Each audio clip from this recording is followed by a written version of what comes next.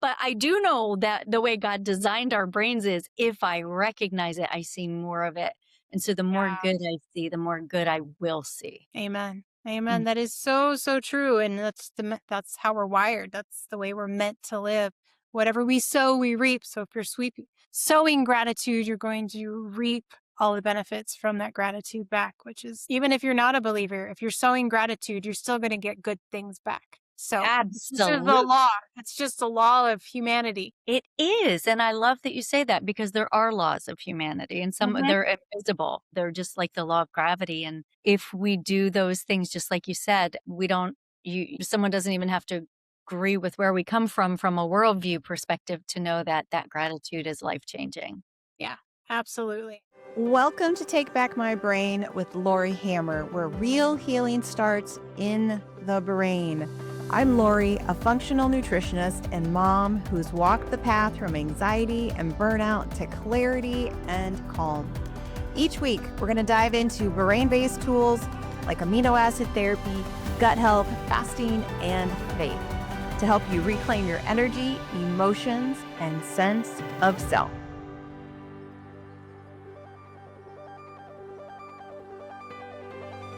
Welcome back, everyone. I'm your host, Laurie Hammer. I'm so excited to have you on the Take Back My Brain podcast today. And I have Lisa Smith with me today. She's a functional medicine dietitian, gut health expert, and the founder of Lisa Smith Wellness. I got to meet Lisa at the last conference I was at, and we were just like super kindred spirits. And so I feel like she's not only my sister in Christ, but just like sister in like this holistic nutrition world. And so I feel very blessed to have Lisa on today. And we're going to dive into brain health, gut health, hormones, and so much more. So, Lisa, welcome to the podcast. Lori, thanks for having me. I am so excited to be here and so excited to talk with you because we definitely instantly connected and became fast friends.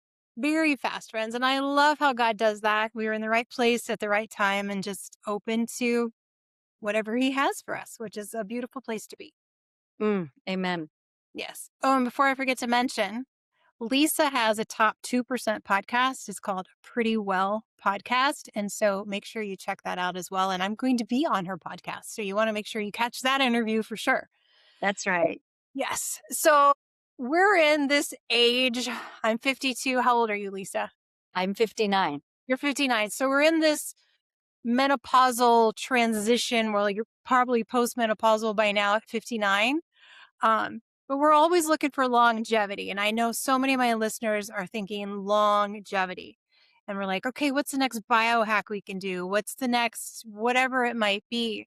And I'm always telling people we have to go back to those basic foundations because it doesn't matter if you have a biohack, a red light machine, or a hyperbaric chamber, which are all good. But if you don't have your foundations covered and your gut health isn't good and your brain health isn't good, none of that other stuff matters. And I know you are on that same page. And so I would love for you to share with the listeners what are some very foundational pieces that we need to be remembering if we want to have this longevity? Hmm. That is the question, Lori. In this day of longevity, just taking the wellness community by storm, I believe what gets swept away or swept under the rug is health span, which to me is every bit, if not more important than longevity. Because what is being shown right now is that we can live we can make it a goal to live very long lives. But Right. what we're seeing is the last 15 years of a person's life in general, on average, it's not good. They don't have health Oh, and they're yeah. either bedridden or they're not walking well or they're using some assistance to walk or wheelchair. They are not well. And that defeats the purpose. We can talk about longevity all the time, but I believe that that gets under the umbrella of anti-aging. And that's what we all want. We all want to age well. And we Mm-hmm. live, you and I are believers, and I bet you would agree with me that we believe that the Lord has numbered our days, but we want those days to be vibrant. We want to wanna go out with our boots on, right? We wanna go out at the very end giving it everything we've got and not be that average. So, the foundational pieces, Laurie, are that's the key to that. Right. If we get the foundational pieces in, all the other stuff is amazing the way it can maximize and optimize. So let's talk about it. It's not sexy. It's the pillars of about 5 pillars. It's nutrition, it's activity, sleep, fresh air, stress management, relationships and community, and of Right. course a strong spiritual life. So Mhm. when we look at those foundations, we can start to break them down and we get a little our eyes glaze over because we hear it all the time. We're like, "Yeah, yeah, I know all the Yeah, yeah, things," yeah. right? Yeah. Yeah. Yeah. Did you know that your microbiome in your gut can literally change within a couple days? Mhm. And that change will affect your brain health, and that change will affect how quickly you age. So that's when the foundational stuff gets exciting. That is so exciting. So, what should a person be? Let's go through those pillars. Let's go through food. What would be foundational things that people need to think about for food? Well, let's talk about we always hear about what we need to get rid of. And we're going to talk about that. And most of the things we talk about are going to come as no surprise. But Right. let's take a different approach. Let's talk about what we should be adding in Mm, because I'm tired of the restriction conversation. I'm tired of I me can't eat too. this and I can't eat that and I have to stop eating by this time and I can't start eating until that time. Like, okay, let's just enjoy food, but let's talk about what should we add in. So Right. here are the keys that we should add in. And I had a guest on pretty well, and I loved how she put it.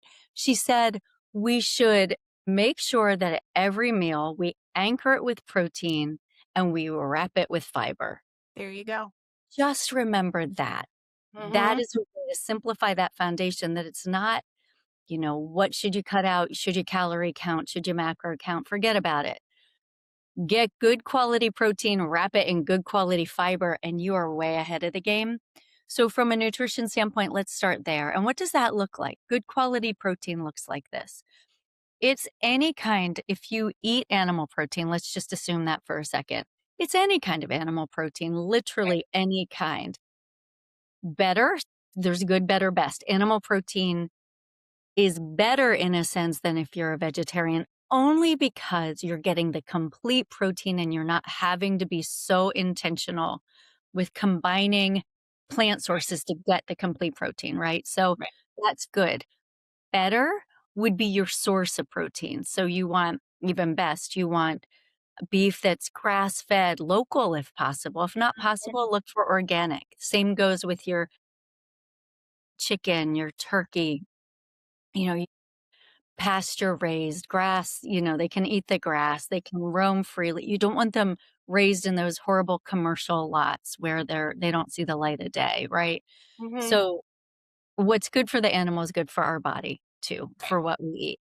So that's kind of what it comes to with protein. And then if it's a seafood, always wild caught, not farm raised. Always. Farm raised is 8 times higher in toxins Right. then so that's the protein. Then fiber, we can always take a fiber supplement, but there's so many great ways to get it. All kinds of vegetables. And then if we really want to dial in the good, better, best thing, we want fibers that feed our gut bacteria. So those would come from really delicious foods like onions, leeks, garlic, asparagus, artichokes, avocado, apples, bananas, kiwi. Those are all great ways to get raspberries, pears. Those are great ways to get good fiber. Yeah. Yeah, I So love that that. And it's so easy, right? There's like, ooh, 2 food groups here. Well, 3 if you're gonna do fruit, but and then add in those healthy fats, right? Add in those healthy fats that's not corn, canola, soy, sunflower, safflower, don't wanna add those in. We want good butter, we want tallow, we want avocados and, raw nuts and seeds. We wanna get in those really healthy fats because that feeds our brain, and so if you have that covered, then you're like super fast on your way to this, aging really, really well, right? exactly, exactly. And you make such a good point. You can't leave out the fats. I was just Yeah. hitting the first two, right? But Oh, the yeah, absolutely. brain is so much fat. What percentage is it? It's a huge percentage of it It's is about 70% fat, yeah. so we've Mhm. got to make it the fat we eat is the fat that builds our brain and builds our cells. So we got to make sure it's not those seed oils, like you said. Yeah, absolutely. So second thing to build, an aging well body, what would it be? We've got good food. What's next? Yeah, and just let's just talk for a second about what to take away. Take away the heavily processed foods, ultra Mm, processed foods, the sugar, because blood sugar is key. That is a foundation to yes. aging well and brain health, right? It's Right. regulated blood sugar. So those are the things I'd recommend you avoid. Moderate alcohol if you drink, and of course, decreasing anything inflammatory like smoking. You mentioned bad oils, trans fats, those kinds of things. Now, what was the second piece I was we going to talked say about? the second piece leads me into thinking like this is your area of expertise into the gut microbiome. So what you're eating clearly is affecting your gut microbiome. What else do people need to pay attention to? For the microbiome Yeah. specific? Hmm. Oh my gosh, such a good question. So food, of course, is a huge, that's the biggest rock in the jar. But the second thing that's super important is where our cortisol levels are. So a couple Mm, things come into play here. But elevated cortisol consistently, which is just the same thing as saying chronic stress, right. what that does is it ends up poking some holes in our gut, and now we've got a whole new ball of wax we've got to deal with. So, elevated cortisol, of course, comes from ongoing stress that we just don't resolve. It could just be tapes playing in our head. It could be past trauma. It could be complex trauma. It could be a stressful job, a stressful relationship, whatever. But also, get this, poor sleep raises cortisol levels Oh, too. yeah. There you go. So those 2 go hand in hand with moderating the amount of cortisol. Cortisol is amazing. It's not a bad thing, but it's meant to spike, right? When we see the tiger in the street or we slam our brakes on because someone ran in front of our car, and then it's meant to come back down. In our lifestyle, we find that it goes up and it just stays up. It just stays up and stays up and stays up, and that's when it becomes problematic. Right. So what are some things we can do to mitigate that cortisol response? Hmm. Yeah. Some really good things. First of all, and this is something that's very personal to me because this past year I've really been working on how to bring that stress response down, how to be more resilient in switching out of fight or flight. So I've been focusing on that pretty deeply. And number one is your breath work. And Mm, here's a super fast thing to do. We hear deep breathing and we hear box breathing, all very, very good. But here's a super easy thing to do. You breathe in for a count that's natural. Say you breathe in for a count of 4 or 5 or 6, and then you exhale longer. The mm. long exhale sends the signal to our brain that it's time to come out of fight or flight. So if you breathe in for 6, you breathe out for 8. If you breathe in for 4, you breathe out for 6. Whatever it may be, there's no hard fast rule, but just that longer exhale. I love that. Yes. Mhm. I was trying to teach my husband that yesterday because he Yeah. had a knee replacement, so he hasn't run for a long time. Anyway, it's been a couple of years and stuff, and he's been trying to run again lately. And I said, "Hey, how'd it go?" Because he's doing great. And he goes, "My lungs." I said, "Oh, honey, it's not your lungs; it's your diaphragm." And because he's been sitting forever because he hasn't been able to be super active and laying down and all those things. I said, "Your diaphragm, babe." And so I'm trying to teach him how to inhale and expand his belly, and then just do like those short, quick breaths at the end. That like really fast, and he couldn't figure it out. So it was a little too complicated for him. So then I finally just told him what you did. Just breathe in for 4, try to go out for 8, and try to do it from your belly. And let's work on it from there.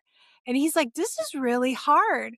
I said, "Yeah, because when we're breathing from our chest all the time and we're not using our diaphragm, we're sitting too much and we're crunched over, it's just like any other muscle. It's going to get weak and atrophy, and we have to build it back up. And so, just like you're lifting weights again, your muscle gets really tired and it's hard to start with. So I just want to encourage everybody, as you're doing what Lisa's saying, with breathing in and breathing out longer, it might feel more challenging, but don't stop doing it because you're Mm. going to build that diaphragm muscle again, and then you're going to have better lung capacity, and you're going to have better energy and all sorts of other things. Lori, that's a point people leave out is that diaphragm piece. That's such a good point because we don't really think about that part of it. But Right. I had physical therapists tell me, can you like the diaphragm is huge. It's this huge Huge. muscle that spans from, you know, one side of you to the other and it has so much power in so many different ways to be able to affect your posture, your breathing, so many things. So that's a great point Your that you bowel had. movements. Yeah, if your diaphragm is weak, your bowel movements are going to be more difficult. Oh my gosh. I never even knew that. I never Yeah. even thought of that. Yeah. So you need that muscle in order for a better peristalsis because you're expanding, your belly. And as you expand your belly, that helps with peristalsis. And so you can't expand your belly if your diaphragm is weak. That makes so much sense. Okay, now some more things that you can do in addition to breathing. That's an easy one you can do anywhere. You can do it in your car, you can do it in a Mhm. difficult conversation, wherever. Another one is to activate your vagus nerve. So that vagus nerve, I know your listeners know this, but for the sake of just saying it, it's the longest nerve in the body. It runs from our brain down through, it hits all of our organs down through our gut. And some really good ways to activate that, a really simple way is humming. Now, I've read, if you're in a difficult conversation, do the big inhale and then you can exhale a hum. I don't know about you. If I'm having a heated conversation with my husband, I don't think I'm going to start humming. I'm not going to hum for him. I might do that in my car by myself, but I think if I did that with him, it might not work. That might not be the way to go. But that is a great way on your own. You just, because you're activating that vagus nerve. Another really cool thing that I've learned is that when we tend to feel very anxious, and it's just this baseline level of anxiety, we're putting ourselves in one of two places. We're either putting ourselves in the future. What if this happens? We're future forecasting. Like, what about this? What about this? And it's making us Right. very nervous. Or we're looking back on the past and we're saying, when X happens, this always happened in the past that caused me stress. So we're not living right now in the present. Hmm. So to bring ourselves back and embody the present, and we can do that a few ways. We can press our feet into the ground. We can do some pressure, like press our hands together. We can pick up a glass of water and hold it so we can feel the cold. Any of those things reminds our body and our subconscious, I'm present and I'm safe right now. That is And a those tip. bring it down. Yeah. No, that makes a whole lot of sense because how many times are you anxious? You're like, I don't have anything to do with my hands, right? And then Yeah. people are wringing their hands, but I can see why they're doing that now because you're trying to find that grounding space. Yeah. Yeah, I Yeah. never thought about that either, but yes, that makes so much sense. So maybe just kinda, like, put your hands together, but now you're doing it intentionally. It's not a Right. nervous it's I'm squeezing something together because that pressure tells our brain and our body, "I'm okay. At this present moment, I'm okay. There is no lion. No one is running in front of my car. I don't need to future cast because that might not happen. So I'm wasting this one moment I have in life it's the only one I have guaranteed right now, and I'm wasting that by anticipating something bad happening that might not ever happen." Right. Is that why we put our hands together when we pray? So that we're like Well, present? Do you think that's I why? I don't know. I don't know I'll why. think about that now when I pray. That's a great question. We'll have to look at We'll have to look it up, but that kind of makes sense. I don't know who thought of it, but yeah, that yeah. it is grounding. There's no doubt it's grounding. So Yeah. anything like that that grounds us in the moment is very powerful.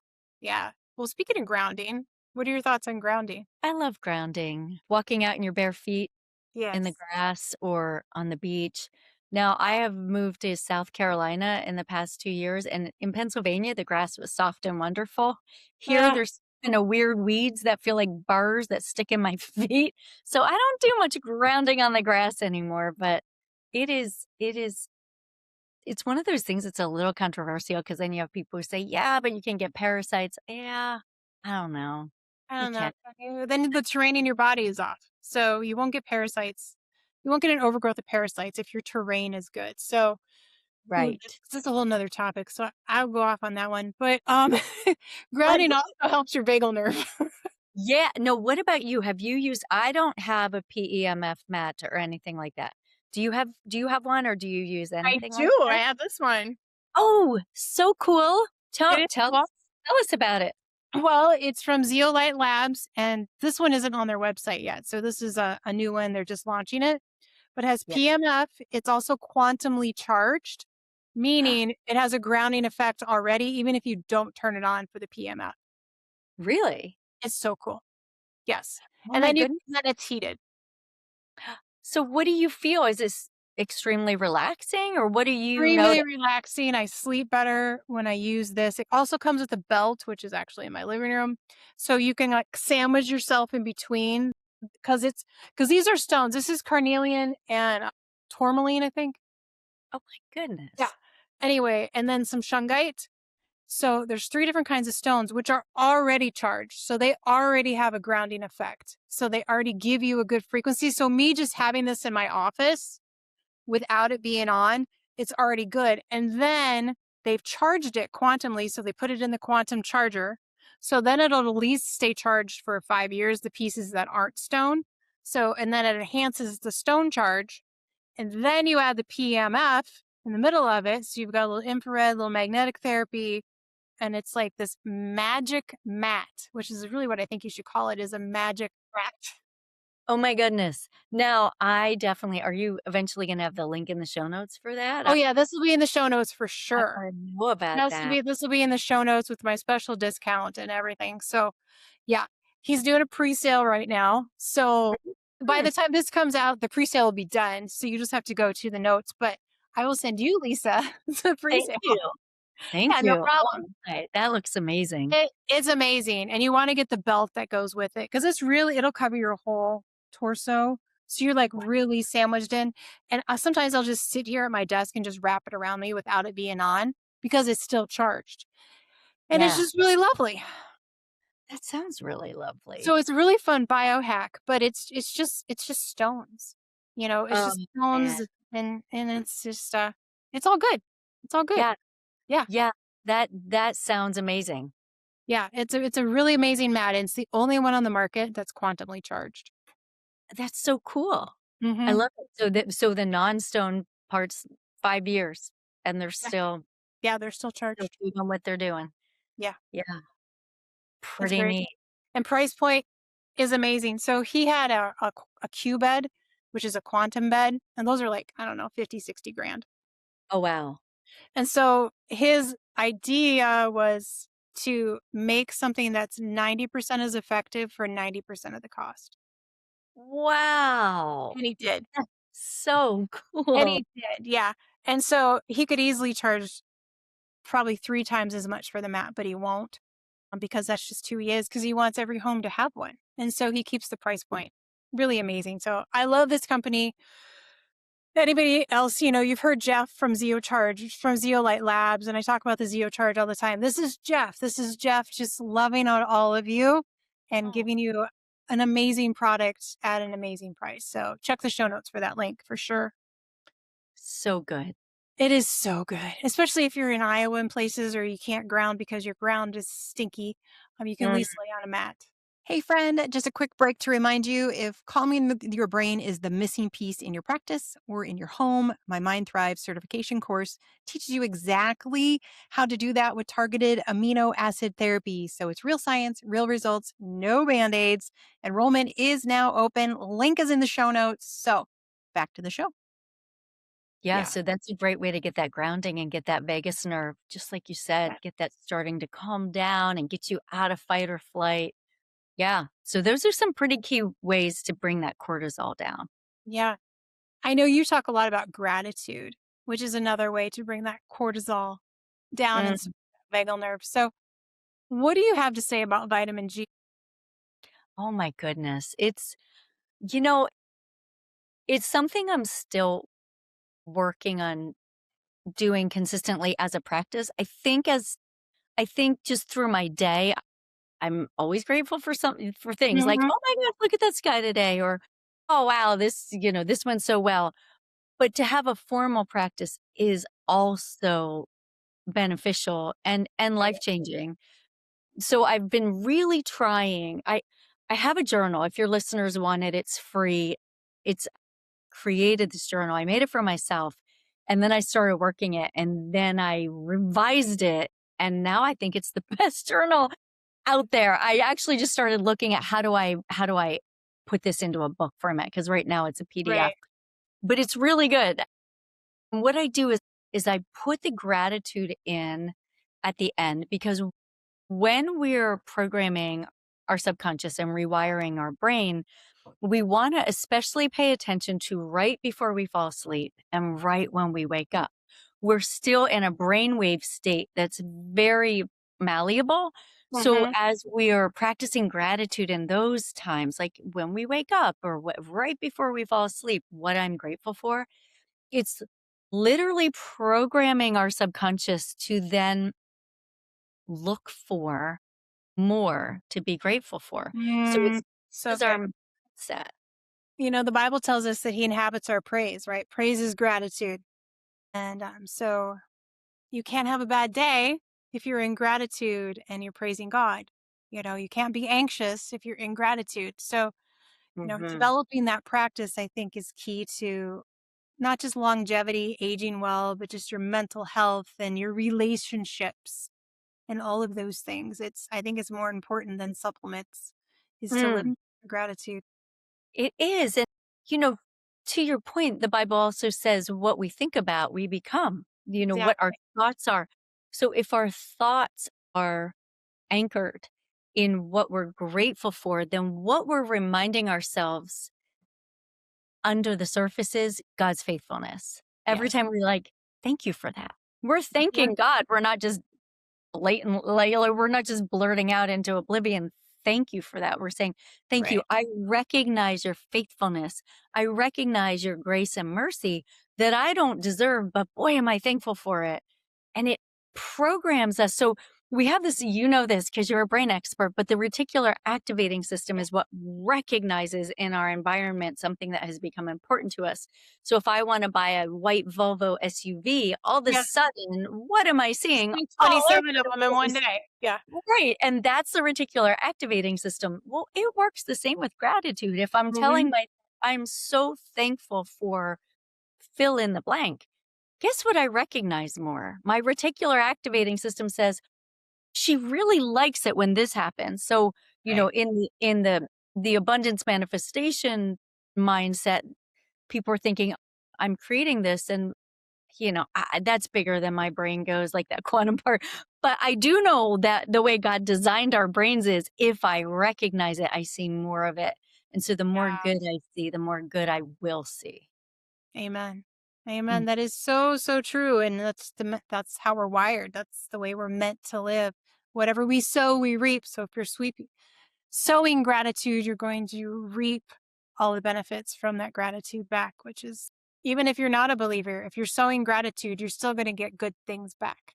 So this is the Absolutely. law. It's just a law of humanity.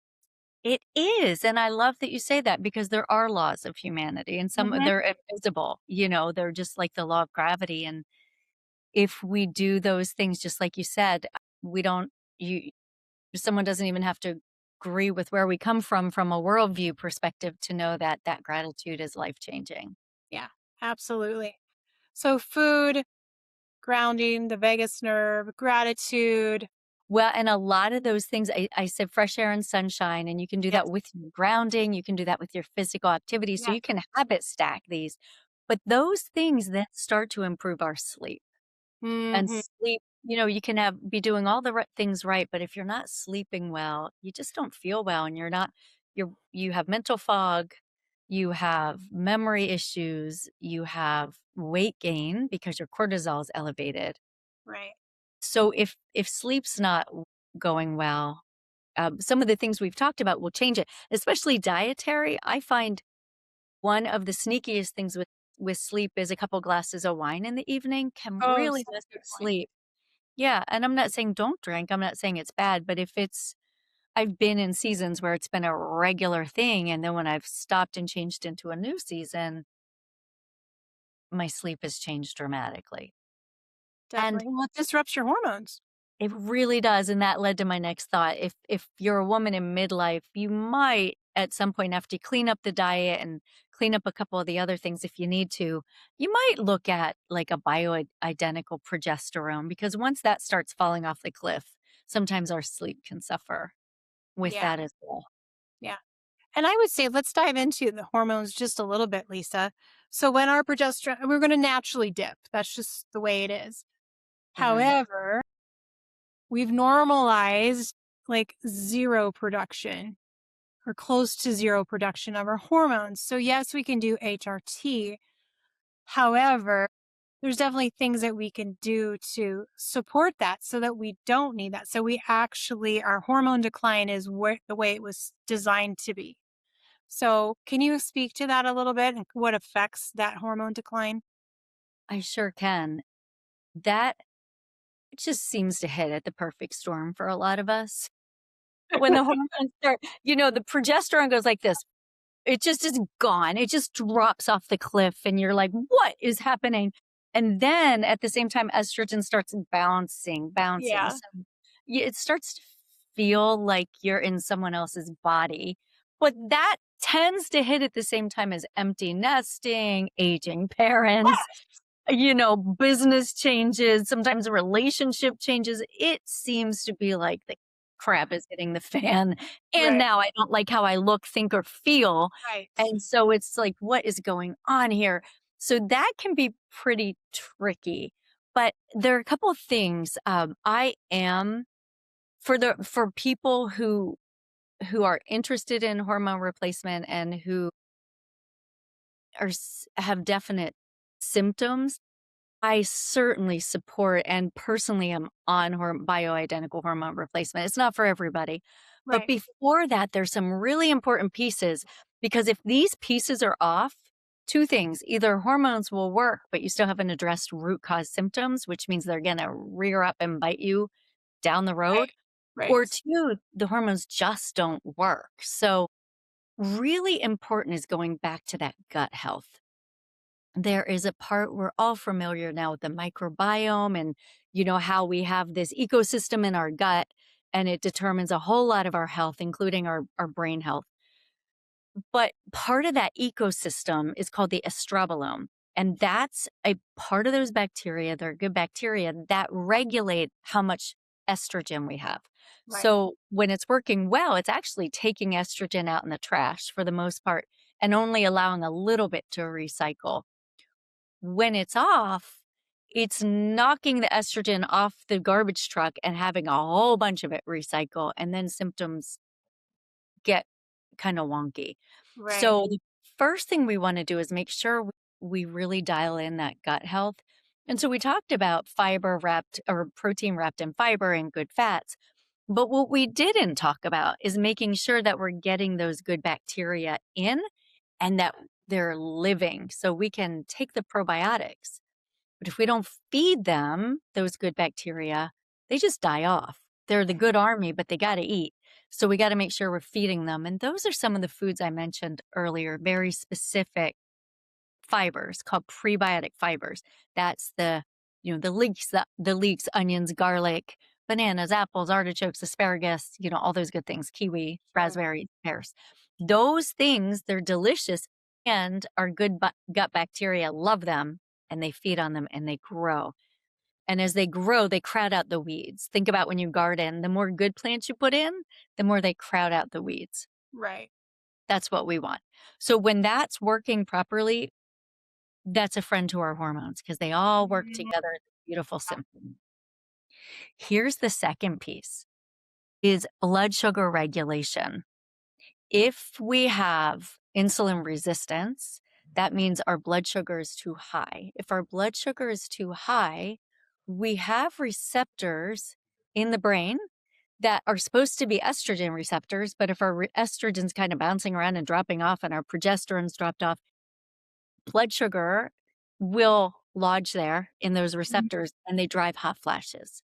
Right. So for people who say, that HRT is not working for me, that bioidentical HRT, it could be we need to clean up your metabolic health. We need to clean up your how much insulin's in your system, how much blood sugar's in your system. So those are 2 really important factors.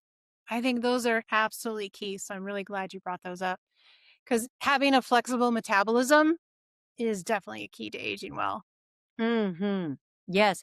You Yes. know, I bet you know this, and I bet a lot of our listeners today do too, but they now call insulin resistance or well, actually diabetes type 3. They call Alzheimer's type 3 Right. diabetes. Right. That's a big deal. It When is. you realize it's preventable, really. Well, that's the thing. And we see such an uptick in the diagnoses of Alzheimer's, dementia, Parkinson's, other neurological conditions. It feels like left and right, somebody's getting diagnosed with one of those things, especially when we live in this toxic world. And I'm in Iowa. So Yeah. everybody, knows that because we're in the news now with all the glyphosate issues and stuff going on. Finally, finally.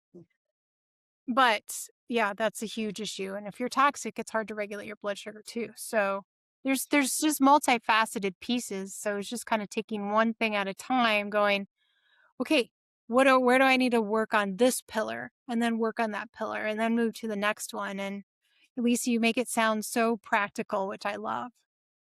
Well, and thank you for that because that's my main goal is to make it doable because great health does not have to be super expensive and it Right. doesn't have to be only for the elite and it doesn't have to be so all consuming that everything else has to fall by the wayside. That's not good health. It is. When I look at these biohackers who are doing, you know, hundreds of thousands to millions of dollars in biohacking, but they're not really living. They're not living like we're They're just living. biohacking.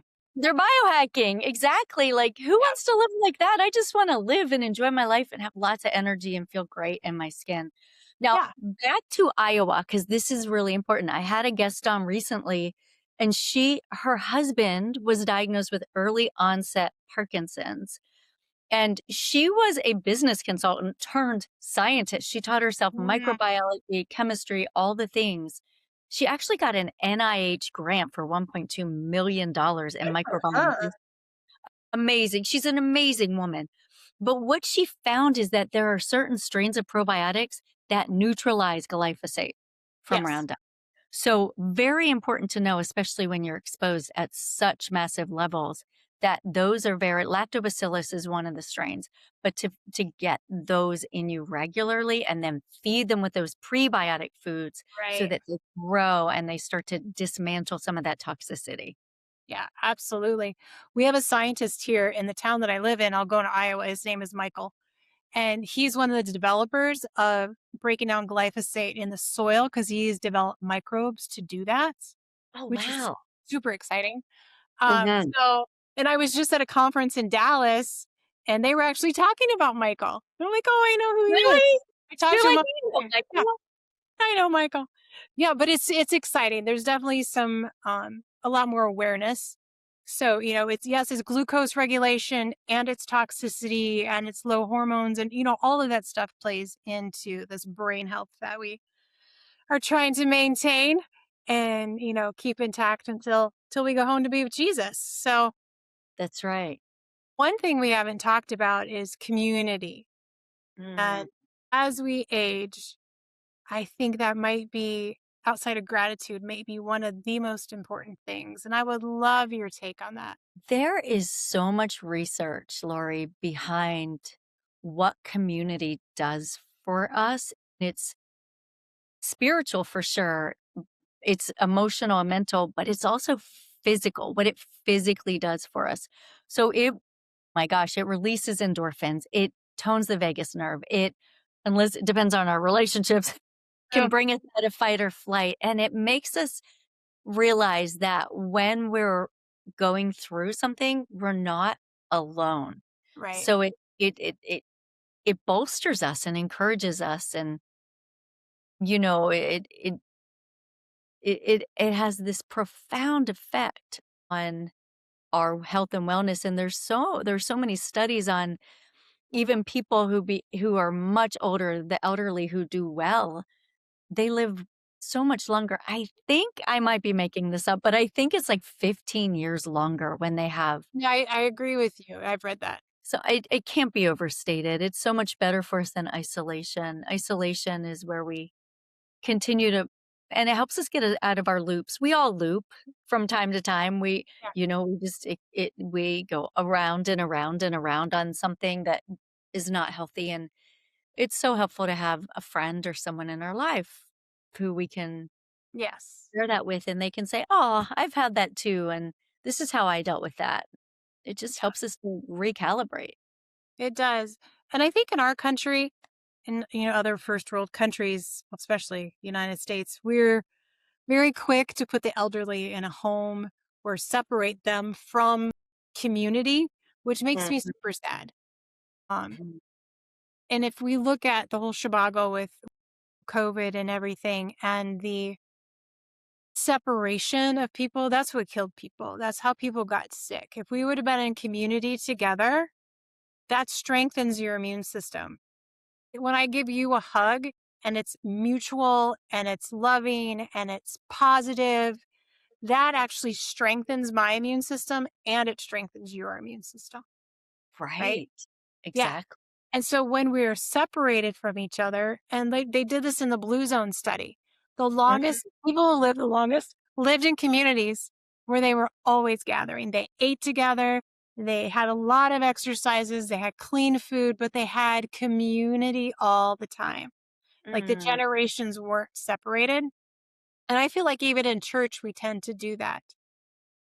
We separate the groups of people. If you're going into your home group, here's the 20 to 30-year-olds and here's the 50 to 60-year-olds and here's the 70 to 80-year-olds. And I'm like, I want to be with the 70 to 80-year-olds because I want to like glean from them so that I can be good when I'm, 70 or 80.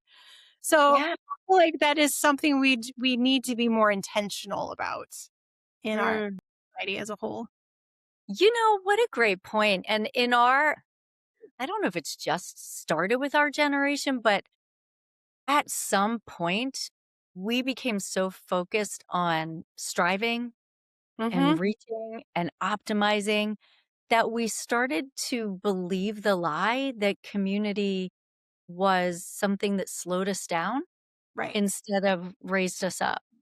Yeah. And it's a lie. We're built for community. We're built for relationships. And that again, we can go right back to scripture on that, Mm-hmm. a cord of 3 is not easily broken. It's 2, there's 2, then 3, and so we know that we're meant. Yeah, and scripture says don't neglect in the meeting together. Like it's really important that we build each other up, not just even in a church community, but in any community. Like you and I meeting at the conference. I think it's so important that we're so like-minded that we continue to meet to build each other up, and to develop that structure and intentionality so that we can grow and we can reach more people. So we can just love on more people. If you have people to love, then you have the more capacity to love because love expands. And so if we're Exactly. never with anybody, it's kind of hard to expand. And God told us to expand. Go to all the Right. nations. You can't go to all the nations by yourself. You have to expand. Right, and then there's this synergy when we come together. So 1 plus 1 does not equal 2 in this economy. In the Right. in the economy of relationships, 1 plus 1 might equal 50 Yeah. because now we are coming together and we're finding so much more impact Yeah. together than we would individually. Yeah. And we have such opportunity to be isolated. We're working at home. We're not together for this podcast. Mhm. Social media, like we're community, but it's not really community because we're not together. And I Right. and I see a lot of young people, it's just easy to be isolated. Oh, I don't need to go to the grocery store because I can Uber eat it or I could, whatever it might be. Mhm. Even with my own daughter and she's 19 and she's like, I don't need to go to the grocery store. I'm like, yeah, you do. Yeah, we do. But yeah, and it's just learning not to isolate ourselves because it's easy. Sometimes I see clients all day long online and I'm like, I don't want to go to any party or anything else. And sometimes you just have to make yourself go so that Mhm. you actually get fed with That's with that good stuff. That's such a great point. I think we do get weary And when we're weary, it's just easier just to isolate. But what we don't realize is that there just might be the person wherever that engagement is that helps us with something that we just need to be not weary anymore. Like they come Right. alongside us and build us back up, and you're like, huh, actually, I feel so much better. Yeah. Or we're there to build somebody else up and we get the focus off of ourselves instead of thinking we're so weary, we can actually, focus Mm, on somebody else. Yeah. yes, for I like sure. to stay home. And I think the older we get, especially as women, we're like, well, a book and a movie might not be a bad thing. There are those days. There are There's those days. Yeah, yeah, there are those nights you think, huh, I could just kick back. Yeah. exactly. And that's not wrong either. That's No, okay it's not. too. It's a good Yes, and we just need that balance. yeah, for sure. Lisa, is there anything else you want to leave the audience with? Lori, I just that last statement, everything we've talked about, whether it's nutrition, probiotics, prebiotics, sleep, stress management, relationships, spirituality, whatever it is, if we approach it through some moderation. So I Mhm. always like to say like 80%, aim for 80% doing this. But make sure the other 20% you've given yourself some grace because Yeah. it's not a performance. None of this is about in the wellness world. I personally have been here where I've gotten caught in the trap of performance. I didn't even know it, but I have Oh, to yeah, do me too. this, take these supplements and eat this way and exercise. And oh my gosh, my deep breathing, my gratitude, blah, blah, blah. And it gets to a point where it misses the entire point of Yep. wellness. So, moderation, a whole lot of grace for yourself and for others. And just, that focus on what brings me joy. And this is one more thing. This is something I've learned this year as well. Really listening to your body. Mm, God gave you this incredibly wise body. It's not just a physical thing. It has fascia, it has sensing, it's able to communicate with your mind. So listen, because sometimes it knows something way before the mind. mhm. So if your body is telling you something, pay attention and be kind to yourself too. Like I can keep going. What else do you want me to say? Like seriously, self kindness too, and Yeah, literally only talk to yourself the way that you would talk to someone you cherish right. ever, and be kind about it. If you catch yourself saying something mean, then don't beat yourself up to yourself. So, you know what? No, I don't do that anymore. That's not my identity. I don't beat myself up anymore. I love it. That's so important too. Lisa, thank you so much for being here today. Thank you for having me. I have loved it. It's Yes, been it's great been a talking. fun conversation. And thank you, every single one of you, for listening. And make sure you follow Lisa. All of her information will be in the show notes. So make sure you follow her podcast, check out her website, and hopefully some of you will start working with her because she is amazing. And I'm very blessed to call her my friend. So Thank you. It's I so love, mutual. yes, I love each of you. God bless you. I will see you in the next episode. Thanks for listening to Take Back My Brain. If today's episode helped you connect with hope or direction, I want you to follow the show, leave us a review, and share it with someone who needs it. And if you're ready to start your own healing journey, explore our courses and our coaching programs at lauriehammer.com/store. So until next time, remember, you cannot medicate away a nutrient deficiency, and healing your brain isn't just possible, it's powerful.